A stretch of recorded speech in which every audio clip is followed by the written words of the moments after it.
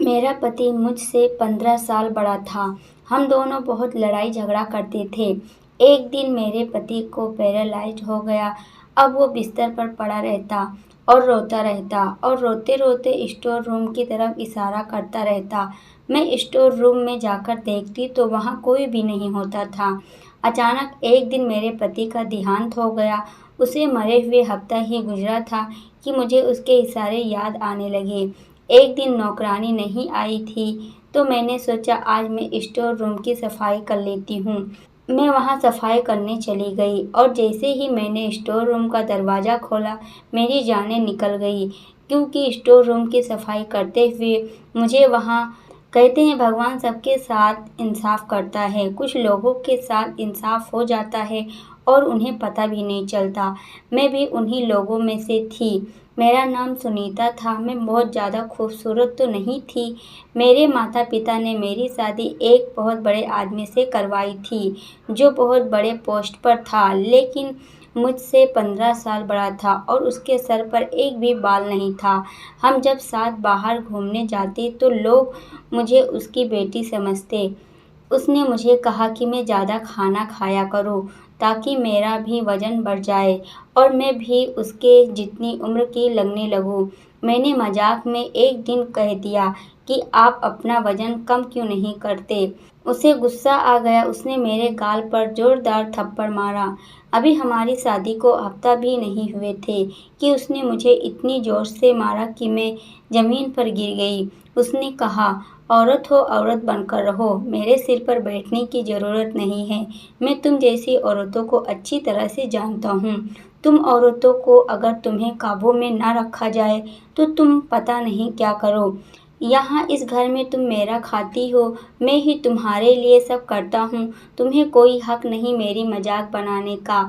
मैंने कहा मैं मजाक नहीं बना रही थी, लेकिन उसने मेरी इतनी सी बात का बहुत बुरा मान लिया और बहुत दिनों तक मुझे ताने देता रहा। वो मेरे लिए ऐसी चीज़ें लेकर आता था जिससे मेरा वज़न बढ़ जाए।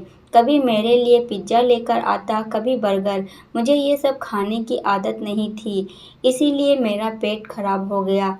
अब उसने तब भी कहा, अगर तुम खाओगी तो यही चीज़ें खाओगी वरना नहीं खाओगी। उल्टी-सीधी चीज़ें खाने से मेरा वज़न तो बढ़ गया, लेकिन मैं बहुत बेढंग सी लगने लगी थी। सब मुझे कहने लगे, शादी के बाद तुम्हें क्या हो गया? पहले तो अच्छी खासी खूबसूरत हुआ करती थी, इतनी जल्दी वज़न बढ़ा लिया। मेरे ऊपर जो जाती हो रही थी वो किसी को बता भी तो नहीं सकती थी। उस आदमी ने मुझ पर हाथ उठाया, मुझे मेरे माता-पिता और दुनिया वालों के सामने रुसवा किया। मेरे घर वालों को गालियाँ दी, ज़रा भी इज़्ज़त नहीं करता। मुझे लगता था कि चलो जो भी है वो मेरा पति है, मेरा खर्चा तो उठाएगा ही, लेकिन अब तो उसने वो भी बंद कर दिया।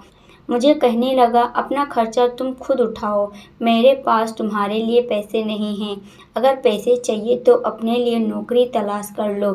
जीवन में सुकून जैसे कहीं खो सा गया था। रोज़ कोई ना कोई हंगामा ज़रूर करता। मैंने स्कूल में नौकरी करनी शुरू कर दी। मेरी हालत इतनी ख़राब हो गई थी, कभी-कभी तो मैं अपने छात्र के सामने ही रोने लग जाती। जब मैं उनको अपने पति के बारे में बताती तो वो सुनकर हैरान रह जाती। मेरे पास कोई भी नहीं था जिसे मैं अपना दुःख बता सकती। मेरे पति का कहना था, जब तक पत्नी को मारो नहीं, वो सीधी नहीं चलती और सर पर चढ़कर बैठ जाती हैं। इसीलिए मैं अपनी पत्नी को बिना वजह ही मार लेता हूँ। अपने दोस्त हो और रिश्तेदारों के सामने मेरी बेइज्जती करता रहता। हमारे यहाँ कोई संतान भी नहीं हो रही थी। मैं बहुत परेशान थी, लेकिन किसी को कुछ बता भी तो नहीं सकती थी। सब कुछ ठीक चल रहा है, अच्छी भली ज़िंदगी गुजर रही थी। न जाने क्यों मेरे माता-पिता ने मेरी शादी इस जैसे आदमी से कर दी। मैं हर तरह से कोशिश करती कि मैं उसे पसंद आ जाऊँ, उसकी हर पसंद नापसंद का ख़याल रखती। वो जो कहता मैं वही करती, उसकी हर बात मानती, लेकिन मैं उसकी बात मानूँ या ना मानूँ, उसे मुझ पर गुस्सा ही आता रहता। कभी कभी तो मुझे लगता था वो किसी और को पसंद करता है या कोई बात है जिसका गुस्सा वो मेरे ऊपर उतारता है, क्योंकि मुझ पर गुस्सा करने के बाद वो अपने दोस्तों के साथ बाहर चला जाता, उनके साथ घूमता फिरता, हंसी मजाक भी करता और बहुत खुश रहता था। उसके दोस्त भी हमारे घर आ जाते थे और जब उसके दोस्त हमारे घर आते तो मेरा सारा दिन खाना पकाने में निकल जाता। मैं फिर भी उसे कुछ नहीं कहती, सोचती शायद अब वो खुश हो जाए, लेकिन वो तो किसी हाल में खुश रहने वाला नहीं था। मुझे समझ में नहीं आ रहा था कि ये सब मेरे साथ क्या हो रहा है। कभी तो लगता था कि मुझे किसी की नज़र लग गई या किसी ने मेरे ऊपर काला जादू कर दिया है, क्योंकि जो कुछ भी मेरे साथ हो रहा था वो सब समझ के परे था।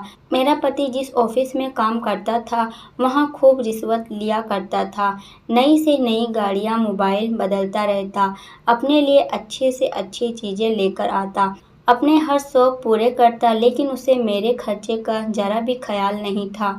मैं अपने सारे खर्चे खुद पूरे करती। अब तो हम अपने मोहल्ले में भी मशहूर हो गए थे कि ये लोग बहुत लड़ते हैं। हमारी लड़ाई भी ज़्यादा ही हुआ करती थी, लेकिन एक दिन तो हद हो गई जब उसने मुझसे बिना वजह ही लड़ना शुरू कर दिया। मेरे पति ने ज़ोर ज़ोर से चिल्लाना शुरू कर दिया। उसने कहा, मैंने तुमसे कहा था आज मेरे लिए अच्छा खाना बनाना और तुमने दाल बनाकर रख दी है। मैंने कहा अगर अच्छा खाना खाना है तो उसके लिए पैसे भी दे दिया करो। मेरे पास पैसे नहीं हैं और अभी मेरी सैलरी भी नहीं मिली है। वो इस बात को लेकर खूब लड़ा और कहने लगा, मुझे तुम्हारे साथ रहना ही नहीं, तुम मुझे अच्छी नहीं लगती, आज तक तुमने मेरे दिल में जगह नहीं बनाई।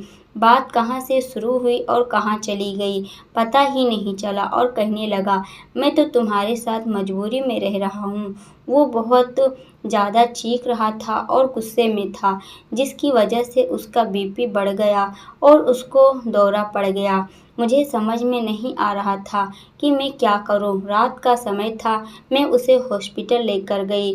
डॉक्टर ने कहा आपने आने में देर कर दी, आपके पति को पैरालाइज हो गया है, अब ना ये चल सकते हैं और ना बोल सकते हैं, इनका पूरा शरीर बेकार हो गया है, बस ये अपने दोनों आंखें और 3-4 उंगलियां ही हिला सकते हैं।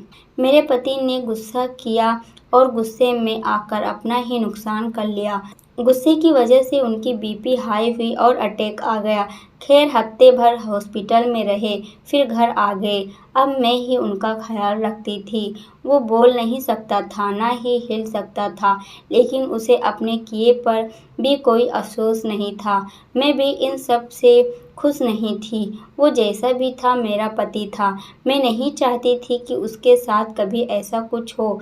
एक पत्नी कभी भी अपने पति का बुरा नहीं सोच सकती, चाहे पति कैसा भी हो। अब तो हमारे घर में पैसों की भी परेशानी होने लगी।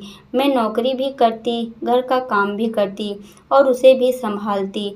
अब उसकी आंखें बदलने लगी थी। वो सोचने लगा था कि मेरी पत्नी जिसके साथ मैंने इतना बुरा किया, उसे मारा पीटा, उस पर गुस्सा किया, अब भी वो मेरा इतना ख्याल कर रही है, मेरी खिदमत कर रही है। एक दिन मेरे पति ने मुझे अजीब सा इशारा किया।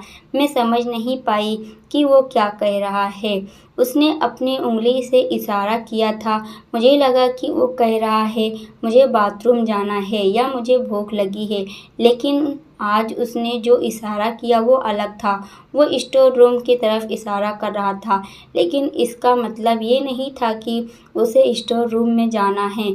मैंने उससे पूछा, क्या हुआ, आप स्टोर रूम की तरफ इशारा क्यों कर रहे हैं? क्या आपको स्टोर रूम जाना है? तो उसने मना कर दिया। मैंने घर में एक नौकरानी रख ली थी, क्योंकि मैं आधे दिन घर में नहीं रहती थी और अपनी नौकरी भी तो नहीं छोड़ सकती थी। अगर मैं नौकरी नहीं करती तो घर का खर्चा कैसे चलता, इसलिए मैंने एक नौकरानी रख ली। ऑफिस वालों ने मेरे पति का हिसाब भी क्लियर कर दिया था। अब वो नौकरी पर नहीं जा सकता था, इसलिए उसकी तनख्वाह भी आनी बंद हो गई थी और जो भी उसकी अभी तक की तनख्वाह और फंड है उनको मिलने में थोड़ा समय लगेगा। जब मैं उनको फ़ोन करती तो वो कोई बहाना बना लेते। वो पैसे भी हमें नहीं मिल रहे और मेरे पति का काम ऐसा था, उसे बहुत लोग जानते थे और उससे डरते थे। उसके दस्तखत के बगैर फ़ाइल पूरी नहीं होती थी, इसलिए उसे लाखों रुपए की रिश्वत भी देते थे।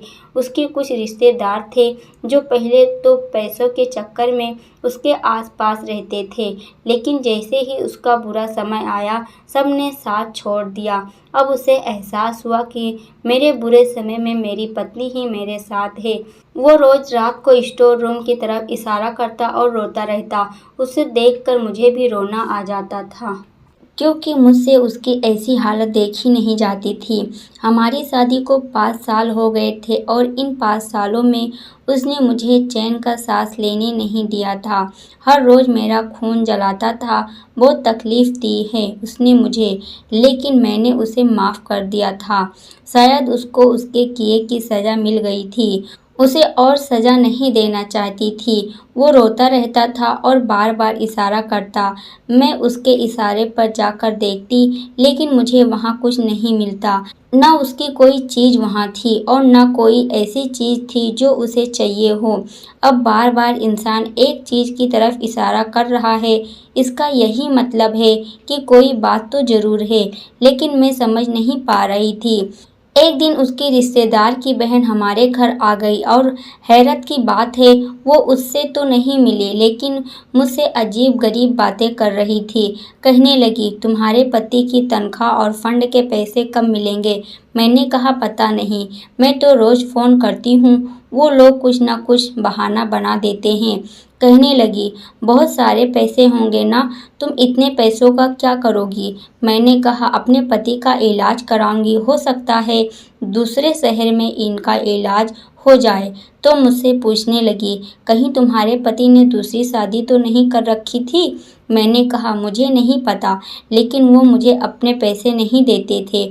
बोली, तब तो ज़रूर इसने दूसरी शादी कर ली होगी। मैंने कहा, अगर ऐसा होता तो वो औरत अभी तक यहाँ आ गई होती।